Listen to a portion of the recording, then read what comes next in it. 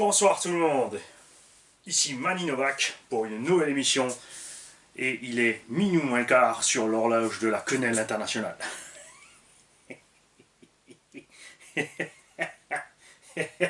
Référence évidemment à Robocop et Watchmen.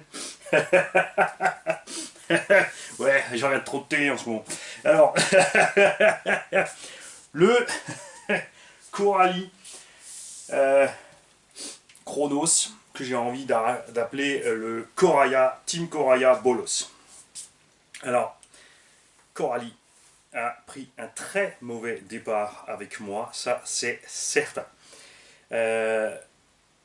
Sur le papier, intéressant. Des bonnes idées, des solutions techniques qui paraissent bien. Arrivé dans la réalité, on a, tout comme chez Obitech, de la ferraille trop molle, des noix qui se marquent, qui se découpent. On a des alus trop mous, qui se plient, qui se tordent. On a pourtant quand même, je veux dire, sur un Obitech EPX2, ta tourelle devant fait 2,5-3 mm, tu comprends qu'elle se plie. Là, on a quand même 4 mm à l'arrière 5, mais ça reste de l'alu tendre et qui se plie trop facilement. Encore au niveau des tourelles, ça va. Je parle pas du crash, hein. On parle pas de l'accident, parce que c'est pas... Tu vois. On en reviendra plus tard à cette histoire-là, parce que j'hésite entre deux choses à faire avec cette machine. Alors, les tourelles encore, ça passe. Mais le châssis, de par sa construction avec ses alus mous, a un gros, énorme point faible qui est là derrière. Le pli de châssis, ça s'arrête ici, on s'amincit et on se rallonge. Même grosse boulette qu'a fait Arma sur le Kryton 8S. Alors on te met 3 renforts de châssis qui sont en plus reliés entre eux, et on arrive donc au troisième point qui est un problème. Les plastiques, même si les triangles sont bien flex, les plastiques, par exemple des cellules et des renforts, ont un souci. De par leur construction. Ils ont dit, ouais, nous on n'a pas mis des vis dans le plastique, on a mis des écrous. Mais ça ne sert à rien, étant donné qu'il n'y a qu'un millimètre de l'encoche de l'écrou. Donc une grosse fragilité du plastique, c'est qui fait que quand en fait le châssis se déforme, et ça arrive pas uniquement sur les crashs, moi j'ai vu des mecs faire des soleils dans le champ, des petits tonneaux, des petites gamelles normales, hein, que Arma encaisse le doigt dans le nez, des dizaines, des vingtaines de fois, et le châssis s'est plié ici, pas forcément vers l'intérieur, il s'est ouvert, et ce qui fait que les écrous sont restés sur le châssis avec le bout plastique, et les renforts se sont barrés. J'ai discuté avec plusieurs pilotes de Coralie, enfin de gens qui ont acheté des Coralie comme ça pour le loisir. Coralie a fait cette gamme pour le loisir, pour le bash, et on est complètement à côté de la plaque. Déjà, c'est absolument pas un monster, on n'a pas de boîte de réduction, on n'a pas de gros pare-chocs, on n'a pas de grosses dents sur les diffs pour encaisser de grosses roues et des grosses charges. On n'a pas une méga garde au sol au centre par rapport au pont. Et tout ce genre de choses qui font que c'est pas un monster. C'est un simple truggy transformé avec des grosses roues, donc un muggy. Ils ont fait le Shogun, qui est un truggy, et si vous regardez les roues de ce Shogun et cette carrosserie, je vous invite 15 ans en arrière bientôt, à aller voir chez Obitech le STR8 Truggy. Existait en truggy, c'est un machin qui n'a absolument pas marché, ils l'ont arrêté vite fait parce que ils savaient très bien qu'ils avaient des diffs et une transmission beaucoup trop fragile. Donc cette transmission dans le truggy, en plus il existait en nitro ça passait, dès qu'on passait en brushless, en 4S, on défonçait systématiquement la transmission, rien à faire, ça ne tenait pas, les plastiques trop mous, et les diffs qui explosaient, un peu comme Huntsman à l'époque. Huntsman avait exactement le même problème, donc ils ont arrêté, et si vous regardez les roues qui étaient sur cette machine il y a 15 ans, et aussi sur les Huntsman, allez voir sur les Huntsman Terrier, les kryptonites, vous allez reconnaître les roues qui sont sur ce nouveau Coralie. Ce sont de vieilles roues chinoises qui existent depuis 15-20 ans, qui sont d'une qualité absolument médiocre. Et je vois pas l'intérêt d'avoir fait le Shogun si à côté on a ça. C'est exactement la même caisse, ils ont juste changé les roues. Il n'y a même pas de changement d'évolution technique à l'intérieur de la machine, c'est juste des autres roues, une autre carreau. Donc vraiment une farce. Je suis content avec les suspensions, la qualité des amortos, comme dit certaines solutions techniques qui sont bien. Le look on aime ou on n'aime pas. C'est différent, ça change. Le nain d'atelier n'aime pas du tout la carrosserie, il a dit on dirait ça fait une petite cape de super-héros derrière un truc, tu vois, un machin. C'est vrai qu'avec ce genre de carreau, tu es obligé de mettre des roues larges ou des grandes pour avoir un look. Si tu mets des roues de truggy normales là-dessus, ça ressemble à rien du tout. Mais c'est pas un problème, tu peux mettre n'importe quelle carrosserie de truggy normale là-dessus pour lui donner un look plus fin. La carrosserie, néanmoins, est un peu plus solide que les carreaux Arma. Ça, c'est un fait. Parce que j'ai du Kraydon ici, et je peux vous dire que c'est quand même plus costaud. Ça, c'est cool. Le cerveau, le mien a fumé au bout de 3 packs. Électriquement, fonctionne plus. C'est pas les dents, c'est rien, c'est électriquement qu'il est mort. Je suis pas le seul, il y en a plusieurs dans ce cas-là. Et donc la grosse blague, c'est tout ceci. Alors on a ici un bel échafaudage de renfort. Et d'un côté on se dit c'est bien, de l'autre côté on se dit mais s'il y a ça dessus, c'est qu'il y en a besoin. Déjà, c'est étrange. On peut comprendre comme le châssis est plus fin. Et le fait est que ça ne sert à rien. Comme je vous l'ai dit ici, il s'est arraché du support. Ça, c'est arrivé avant le crash sur les sauts. On a le support central qui s'est fondu en deux. Ici, ils ont mis un hexagone dedans. Il y a une barre qui relie les trois.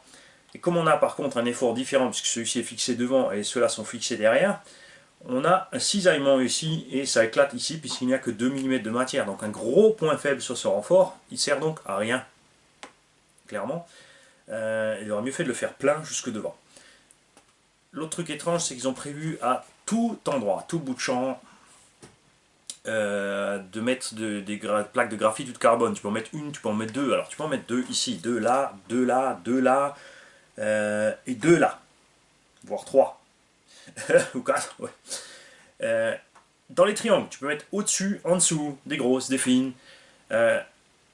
Tu peux les avoir séparément parce que c'est juste des petits inserts que tu mets dedans. Si tu fais le total de ces pièces, tu arrives à un prix totalement démentiel. Tu peux avoir des noix allégées, c'est pareil, tu arrives à un prix démentiel. Tu peux avoir des cales de train alu 70-75, enfin ils sont pas encore dispo, seront chers. Tourelle alu 70-75, châssis 70-75.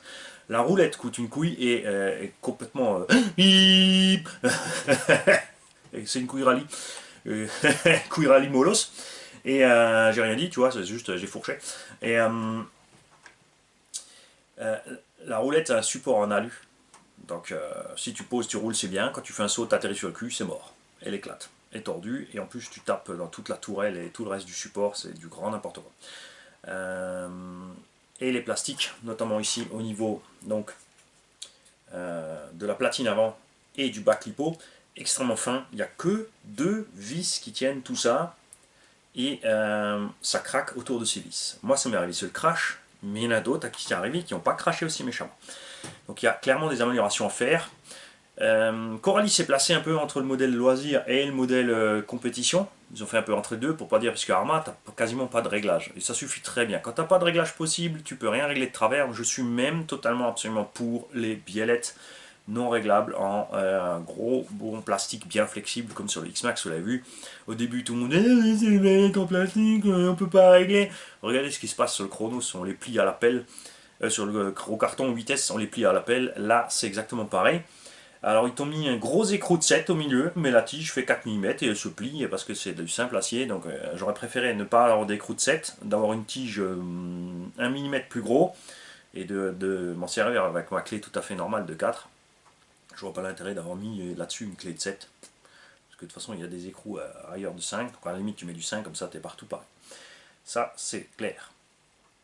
Donc les plastiques qui se déchirent assez facilement. Les cales de train, vous l'avez vu dans la vidéo sur le Chronos, les cales de train, je les prends, je les plie à la main, les gars. Je les plie à la main. Je les ai refaits avec de l'alu qu'on a reçu d'un tonton. Parce qu'au départ, après le crash, si je voulais changer tout ce qui était vraiment endommagé, je m'en tirais à 200 € de matériel. Et finalement, je me suis penché pour ne dépenser que 47 € et des brouettes parce qu'il y a une boutique qui n'a rien à voir avec là où je l'ai acheté, ni Coralie ni rien, c'est RC Race Shop, c'est qui je prends régulièrement du matériel. Alors lui m'envoie un mail, il me dit dis voir, j'ai vu que t'as planté le Chronos, bouge pas, fais-moi la liste, je te fais un tarot. Et donc j'ai eu plus que 15% de remise par une boutique qui n'a rien à voir avec eux. J'aurais aimé avoir ce mail là de Coralie, c'est là qu'ils ont pris un très mauvais départ avec moi, c'est qu'après le crash, au lieu de m'écrire voilà, ouais, qu'est-ce qui s'est passé, ils m'ont tout de suite écrit ouais c'est une honte, c'est pas normal, détruire exprès un Coralie pour atteindre notre réputation, blablabla. J'aurais demandé de s'excuser, il s'est calmé dans le deuxième mail, mais le fait est qu'en fait il ne s'était pas excusé, je voulais juste leur laisser le temps, je voulais pas tout de suite cracher dessus en vidéo. Hein, je me suis dit ouais il va se calmer, il va se détendre, et non, en fait ils se sont pas réellement excusés de la chose. Donc cette vidéo va aller chez eux, salut Team Coralie. J'attends toujours vos excuses les mecs. Ce mail que j'ai reçu est inacceptable. Et les réponses que vous donnez aussi et souvent les gens vis-à-vis de l'utilisation, c'est pareil. Il faut descendre d'un cran. On est conscient que c'est pas évident de construire un véhicule, de mettre les freins en route, la conception, tout ça, c'est clair. On sait que c'est pas facile. Mais à un moment, il faut savoir faire un tout petit pas en arrière et dire voilà, ok, on va voir pour améliorer ci et ça et ça. Bougez pas, on arrive, c'est en route. Ça, c'est acceptable, et même si du coup on n'est pas content parce qu'on a un engin un peu fragile, on va le garder, on va l'optionner, et on finira par être content parce que dynamiquement, évidemment, cet engin fonctionne à merveille. Comme dit, j'aime bien le cache transmission. C'est dommage qu'il n'est pas complet, et que sous le dessous, on a fermé le châssis. Donc quand tu n'as pas un cache de transmission complet, moi je suis totalement pour un châssis ouvert. Comme ça, tout ce qui rentre peut sortir. Parce que là, quand une carcasse rentre, elle reste là, et elle joue au flipper entre la couronne, le pignon et le cache, finit un moment ou un autre à se prendre au jeu et te détruire ton moteur ou ta transmission. Ça, c'est fatal. Bien vu le fait qu'on puisse changer l'équilibre de la batterie avec le machin, mal vu le fait que les câbles soient trop courts, qu'ils n'aient pas à livrer avec les 3 petites rallonges qui vont bien pour l'inverser. Bien vu, comme dit, les plaques en graphite, même si à la fin, c'est là un peu mon problème, c'est que on est dans l'entrée de gamme loisir, on est plus cher, clairement, que Arma, et on est quand même bien moins fiable, pour l'instant. Attendons de voir les améliorations, ça c'est clair. Les pièces détachées, là, chapeau, les pièces détachées sont dispo facilement. Les prix par contre, un peu comme dit pour les cales de train, c'est 7 € la paire de cales de train que je peux plier à la main. J'ai reçu donc d'un tonton des plaques en alu de différentes épaisseurs. J'ai pris ça, du 4 mm, j'ai pris ma disqueuse, j'ai coupé un rectangle, je l'ai posé sur une des cales qui était encore entière, j'ai percé mes 2 trous pour les axes, mes 2 trous de fixation, j'ai refait la même avec uniquement les 2 trous de fixation. Résultat, mes triangles sont pris dans l'alu et j'ai un cache en alu parce que les petits caches en plastique sont 5 € la paire pour empêcher les axes de sortir, de se balader. Là, je les ai fait en alu, donc ça renforce encore la cale en elle-même. J'aurais pu prendre l'alu plus épais que m'a filé tonton et faire des trous borgnes aussi, ça va très bien aussi. Il y a toute la place du monde pour faire ces cales soi-même. L'alu que j'ai réussi ici de tonton, tonton, j'aimerais bien que tu nous dises ce que c'est comme alu exactement, le grade, parce que ça, c'est plus solide que les cales d'origine, qui sont vraiment en beurre. Je répète, allez voir la vidéo sur le Arma Creighton, il est au moins sorti avant celui-là. Je prends la cale de la Coralie et je le plie avec mes 2 pouces. Et j'arrive à faire la même chose avec le châssis, avec mes 2 mains. Je prends le châssis, je le tords. Je le plie. Je peux en faire un wrap. Et donc, c'est un peu dommage ce mauvais départ Coralie. Rien à voir avec le crash, c'est certain. Comme dit, il y a des points faibles. Noix, s'use. Alu, mou, plastique sur certaines pièces. Parce que quand tu regardes les triangles supérieurs avant, ils sont géniaux. Fusées Sharp sont géniales. J'ai cassé une fusée, un porte-fusée, mais j'ai craché. J'ai freiné trop fort, je suis tombé. Que ce soit parce que la radio est absolument pas précise ou pas, ou que ce soit la faute du pilote, ça change rien. Je suis tombé, j'ai cassé. C'est la chute qui a cassé la chose. Beaucoup d'engins dans la même situation, on aurait cassé aussi, il faut dire ce qui est, ça c'est clair. Le crash, le Coralie n'y peut rien du tout. J'ai tourné la tête, j'ai fait la même chose avec la voiture, erreur fatale, j'ai tourné trop à droite et j'ai mangé ce potal. Alors maintenant avec cette caisse, vous l'avez vu, elle est restée 2-3 mois dans la boîte parce que j'avais plus envie. Plus envie, franchement, j'hésitais, j'attendais les options en fait. Je me disais, ouais, je vais le remonter avec le châssis 70-75, je vais mettre les tourelles aussi au passage, et puis j'avais déjà acheté les petits kits plastiques pour réparation. De l'autre côté, Fred pour en témoigner aussi, ça fait 3 fois qu'il change cette pièce, en moins de gamelle elle pète, parce que la tour elle flex et c'est absolument pas solide. Ça ne sert à rien de mettre les plaques en carbone dans ces renforts, puisque ça casse pas au niveau des cales de carbone, ça se casse pas ici en deux, ça se casse au niveau des fixations. C'est là que ça pète, là où sont les écrous, ce sont les points faibles, donc il faudrait que ces cales soient faites en plus dur et laisser tomber les écrous, plastique plein, filetage dedans, ça marche très bien. Ça marche chez Arma, ça marche chez Obao, ça marche chez plein de marques. Je sais pas pourquoi ils sont allés chercher plus loin. C'est dommage. Évidemment, on peut les faire en alu, mais là c'est pareil, du poids, du truc, il y a un moment c'est trop. Donc ça ne va pas. La gamme 1 dixième en brochette, ok, en 2S, ok, si après c'est pareil, tu bouffes tes noix, et donc pas mal de défauts qui me font vraiment beaucoup penser au Vitek. On est vraiment sur le même secteur de problématique, malgré aussi ici, comme dit, des solutions techniques qui sont assez sympathiques. C'est un peu dommage. On en attendait plus pour cet argent-là, messieurs, mesdames, de chez Coralie, en fait. Ce machin-là, à l'heure actuelle, est vendu entre 580 et 600 euros. Donc quand tu le prends, c'est vrai, tu le prends parce que tu dis, ouais, contrairement au Arma, j'ai une gamme d'options plus intéressante. De l'autre côté, si tu mets toutes les options pour le passer vraiment bien optionné et solide, tu vas dépenser plus d'argent que si tu achètes un Techno RC, un Lozi 4.0, un Timasso RC8 T3, je sais pas combien maintenant, un X-Ray. Franchement, tu peux acheter le Truggy X-Ray, l'équiper avec un combo Castle, Monster X, XR8 Plus, un bon cerveau 25-30 kg, et ça sera pas plus cher que ça une fois que tu auras mis les options pour qu'il soit aussi fiable que le X-Ray. Et le X-Ray sera toujours encore devant, en solidité et ce que tu veux. C'est un fait. Donc, soit il faudrait que ces engins soient vendus une centaine d'euros moins cher pour être placés dans une gamme où on peut dire voilà, c'est acceptable de fois de casser des choses dans ce genre de pépins. Ou alors il faudrait vraiment, tout comme le même critique que pour le Kyosho, je suis critique par rapport au prix de départ de la machine, les pubs faites et le placement sur le marché. Ça, c'est dommage. Et surtout, les réactions de Coralie face au public. Je veux dire, vous avez fait des pubs, vous avez vendu comme engin de bâche. Après, derrière, il faut assumer. C'est comme ça. Perso, je vois pas non plus pourquoi l'obstination de le faire absolument en 6S. Pour jouer la sécurité, il aurait été plus malin de sortir cet engin en 4S, par exemple, et de placer un segment milieu de gamme. De dire, voilà, on sort un engin de loisir, on peut rouler hors circuit, on peut rouler sur circuit, faire une pub raisonnable, aurait été bien mieux que de faire du méga tapage et de se retrouver comme ça. Donc pour l'instant, on attend une meilleure réaction de Coralie, on attend les améliorations, on attend, comme dit, quelques baisses de tarifs parce que à 7, 8 ou 9 euros le jeu de cale de train en papier mâché, ça ne va pas, ce n'est pas acceptable, je ne suis vraiment pas satisfait. Donc pour l'instant, mon conseil, c'est n'achetez pas Coralie. Le buggy encore, ça peut aller parce qu'il est beaucoup plus léger, qu'il a la même transmission. Ça aussi, c'est une erreur qu'ils ont fait là-dessus. Ils ont mis la transmission du buggy dans le Truggy. Il n'y a pas besoin de mettre des diffs avec une plus grande démultiplication de un Truggy. Tu peux juste jouer sur couronne pignon. Il faudrait juste une couronne de diff plus grande sur le Truggy et un plus petit pignon moteur sur le Truggy par rapport au buggy. Ça s'arrête là, ça fait le taf, c'est fait. Pas besoin de chercher Media 14, tout le reste tu peux laisser pareil, c'est clair.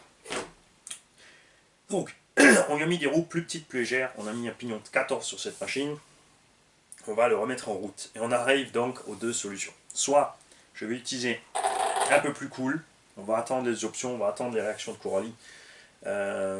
Évidemment je taquine, évidemment je pointe, je cherche, mais je veux dire, vous avez commencé, et moi je termine jamais. Hein, et là, il y a les gars de chez Obitech qui respirent. Ils se disent waouh, enfin, c'est plus nous. Non, Obitech, ils ont fait le RR, c'est bon. Maintenant, Coralie, c'est à votre tour d'assurer.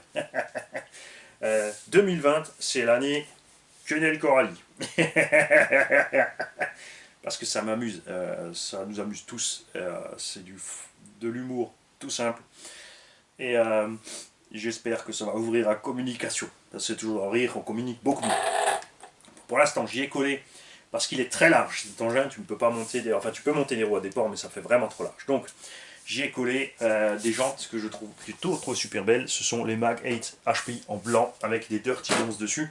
Ça lui donne le vieux look des Truggy des années 90. Des roues pas trop grandes, mais méga larges, avec une carreau méga large, parce que c'est comme ça qu'étaient les vieux Truggy, tout simplement. C'est avec le temps qu'ils se sont affinés, qu'ils ont monté des roues galettes.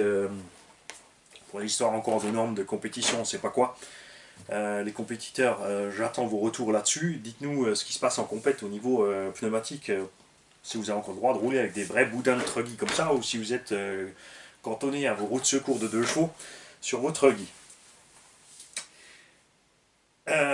Pourquoi je suis passé tout de suite à C dans moi et les marques? Parce que en B, il y a Bitmo, mais j'ai vu rapidement que vu un des engins. Il y a BMT évidemment, dont j'avais la 080 et la 011, mais c'est uniquement juste ce que j'ai eu. Ces engins courroie, pure piste, une tuerie. Ces engins sont d'une qualité exceptionnelle. Par contre, maintenant BMT rebadge du haut bas haut. Les nouvelles BMT, c'est du haut bas haut, ils font le VS et la VT. Donc voilà, ça sera au rayon au bas haut. Alors,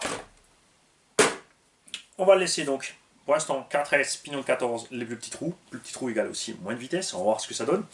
Les performances, le combo c'est clair. Ils ont mis le paquet Coralie sur le combo. Ils ont vraiment mis le vrai combo B-Wing, le vrai moteur au B-Wing 2000 kV. Il y a de la patate, il y a tous les réglages, c'est super. Pour le dur, des noix et des cardans, on va voir ce que ça donne. Évidemment, je vais mettre des roues moins lourdes, j'aurai moins de force sur les noix et les machins. Donc normalement, il devrait s'en tirer mieux. Et je ne suis pas inquiet pour les tourelles, j'ai redressé. Je n'ai pas changé le châssis, il a été redressé. Ensuite, on lui a mis quelques coups de marteau sur la tronche. On voit encore quelques pliures là. Évidemment, ce seront des points faibles. J'ai redressé l'arrière. Comme dit, j'ai enlevé la barre qui relie les trois pour qu'ils puissent flexer différemment. Je m'étais penché dessus pour faire quelque chose de renforcer différemment en alu ou en nylon. Mais je vais encore, parce qu'on n'a pas pu vraiment en profiter par ma faute à cause du crash comme il est RTR. J'aurais pu le refaire plus vite, ensuite on aurait pu en profiter, mais la réponse Coralie était tellement décevante que voilà, je l'ai laissé dans sa boîte à crever et que ça m'allait très bien. J'ai aussi refait le cache d'ailleurs plastique arrière avec une simple de ces lames d'alu puisque ça va renforcer la première. Et j'ai remarqué autre chose au passage, c'est que les axes sont beaucoup plus longs. J'ai dû couper les axes pour pouvoir mettre mes cales là parce qu'ils ont mis les cales en plastique qui sont très profondes. Donc on a des axes beaucoup plus longs que les triangles avec des cales plus profondes et décalées. Enfin, dans l'économie de montage, si tous tes axes peuvent faire 5 mm de moins en longueur sur 100 000 pièces produites, je pense qu'il y a une grosse économie. Donc soit ils sont allés se fournir sur quelque chose qui existait déjà, ou ils ont fait une drôle de réflexion à faire ces cales de train, plus le petit cache plastique qui va dessus, alors qu'il suffisait de faire des cales borgne. N'est-ce pas? Je suis toujours d'avis que là devant, il faut que les cales de train soient butées ici sur le coin du châssis pour mieux encaisser. Ça c'est certain. Et il faut trouver une solution technique pour l'arrière. Ces trois renforts ne suffisent pas. Alors soit améliorer la qualité des plastiques, est-ce que ça suffira? Modifier le châssis, que sa pliure soit plus prononcée jusqu'à l'arrière. Faire directement uniquement le châssis 70-75 T6. Je suis conscient que les châssis 70-75 T6 sont chers. Fraisé, vous voyez au bas ou pour le Truggy, le SST ou pour la GTB, le châssis vaut à peu près 57 €. À la vente en public avec 20% de TVA, je vous laisse deviner donc le prix de revient du châssis sans tout ça, et je vous laisse deviner ce que coûte un châssis comme ça. Après Coralie, ils ont fait un énorme effort, c'est que ce châssis n'est pas juste plié à la presse en effort d'un coup, il est vraiment posé, percé. C'est plus cher à fabriquer, mais le problème c'est que le résultat n'est pas mieux que le châssis qui est fait par Arma, boum, percé, plié à la presse. Donc de ce côté là on a un problème. Je suis tenté d'acheter, de choper un deuxième châssis d'origine, parce que c'est sûr qu'avec la situation actuelle, il tarde à nous sortir les options. C'est un peu dommage, pour doubler celui-là s'il plie encore. Mais après on aura aussi évidemment plus de charge. J'avais aussi posé la question, souvenez-vous dans la vidéo, il dit que les amortos étaient trop courts. Donc ils m'ont dit non, ils sont pas trop courts, c'est parce que si on met plus long, on a un problème d'angle de cardan. Alors déjà c'est pas vrai, parce que là je suis au débattement max, je suis largement dans les noix, que ce soit devant ou derrière, sans compter qu'on peut mettre les CVD. Et regardez la vis de butée, je suis obligé de la serrer à fond, juste pour qu'elle touche. Là la suspension en fait, si tu lèves un tout petit peu la vis, elle reste là où elle est, elle descend pas. Hein. Et si tu fais pas ça, vous l'avez vu sur le MCD, quand tu as un effort négatif à suspension, quand tu fais les tonneaux, tu arraches tes biellettes. Donc il est nécessaire d'avoir une butée ici pour retenir un peu le triangle, pour tirer moins sur les rotules. C'est ce qui manque au Erevo d'ailleurs. Et l'avant a plus de garde-sol que l'arrière. Et on a largement de la marge ici. J'ai regardé, on peut descendre encore de 6-7 mm. Franchement, le triangle de suspension, cet engin pourrait avoir une garde-sol de malade, tout comme le Serpent MTE si les amortos étaient plus longs. Donc pour l'instant, on va rouler origine. Je vais évidemment pas m'empêcher de coller les rotules saines du GSTE dessus, qui sont plus longues, pour gagner cette distance, en faisant évidemment attention quand même que l'axe de noix ne sorte pas de la noix, qu'on ne perde pas le cardan et ce genre de choses. Évidemment, pour du truggy, là on a mis les roues plus petites, on a une bonne garde au sol, donc c'est vrai qu'avec les roues d'origine, qui sont d'ailleurs très bien, les roues d'origine sont de bonne qualité, donc on va dire que la carreau, les clips de carrosserie et les roues Coralie sont de meilleure qualité que Arma. L'aileron aussi est de meilleure qualité, ça c'est certain. Tout le reste, on n'est pas encore tout à fait au point. Donc avec les grosses roues, machin, t'as déjà une super garde au sol, mais ce machin un peu plus, j'ai dû brider l'avant là, parce que l'avant tu peux vraiment monter comme ça, et je suis sûr qu'avec les rotules longues, on peut vraiment lui donner un débattement de fou. Ensuite tu le laisses mou pour qu'il reste en bas, mais c'est comme le REO, le fait d'avoir ce débattement qui peut laisser tomber les roues vachement loin, dans le gros tout-terrain, je parle pas, c'est un circuit, dans le gros tout-terrain, engin pour lequel ce genre de... terrain pour lequel cet engin a été conçu et ils ont fait la publicité, c'est pour ça qu'ils appellent ça le Monster et pas le Truggy. Tu es vraiment super à l'aise parce que les roues peuvent rester en bas au sol. Et quand tu accroches, tu peux vraiment détacher ton châssis, tes roues peuvent garder vraiment loin le grip du terrain et tu peux passer à des endroits inimaginables même si tu as l'impression que ton engin n'est pas vraiment très haut. Voilà. Donc, Arma, je vous l'ai dit, c'est de la balle. Entrée de gamme, dans le segment où ils sont juste tout simplement imbattables. Parce que il n'y a pas 36 000 réglages parce que ça ne sert à rien. Tu fais un engin de début avec pas de réglage, tu n'as pas besoin. Ils ont les diffs qui sont déjà bien huilés, ils ont amélioré les suspensions, ils ont amélioré les châssis. Ils ont tout amélioré sur ces caisses et ils sont restés dans un budget raisonnable. Ce sont vraiment les numéros 1 du marché du RTR loisir. Et je suis franchement convaincu que si tu prends un Typhon, ou j'oublie chaque fois le nom du Truggy parce qu'on en a quasiment pas, donc pas le Crichton, mais pourquoi j'oublie toujours le nom de ce Truggy Arma, enfin bref, tu prends le Buggy ou le Truggy, 2-3 petits réglages, tu es parti sur circuit comme un missile sans le moindre encombre. Après pour moi il y a Obao, en loisir, clairement. Et par contre, au Obao ne pense absolument pas à roulage extérieur. T'as pas de pare-choc pour protéger, t'as pas de barre anti-wheeling. Tu vois, eux, ils sont vraiment plus débutants circuit. Et il faut ouvrir la machine, il faut huiler ses diffs, il faut préparer soi-même. Coralie s'est placé un peu entre les deux.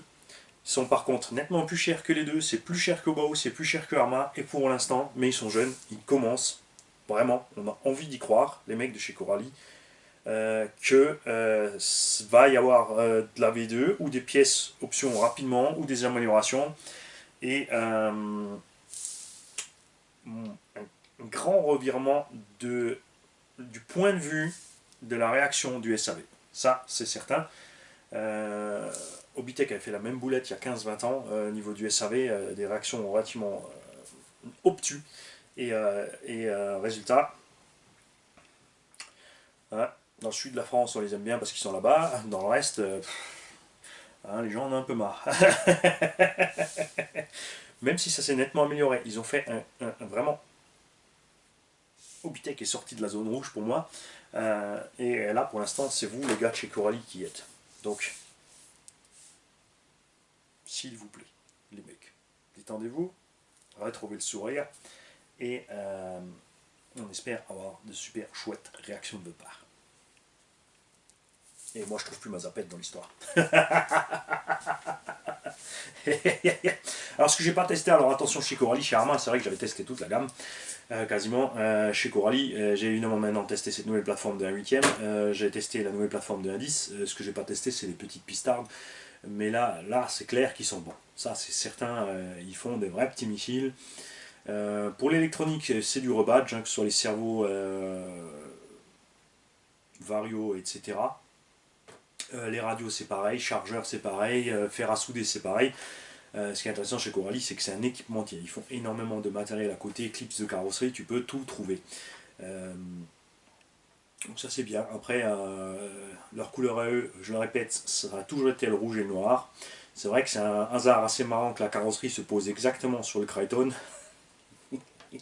Et que leur gamme est copié-collé de la gamme Arma, tout simplement parce que ça marche. Le Dementor, par contre, c'était pas la peine de le faire, c'est un engin inutile. Franchement, ça sert à rien, c'est incontrôlable, ça casse encore plus vite parce que justement c'est incontrôlable. Donc, non. Je vois pas l'intérêt de faire un engin large et court. Sauf si oui, à la limite, en 4S au départ, avec un prix inférieur. Mais il coûte le même prix. Donc tu as un engin plus court qui coûte la même chose. Alors que tu as moins de matos, hein, quand même.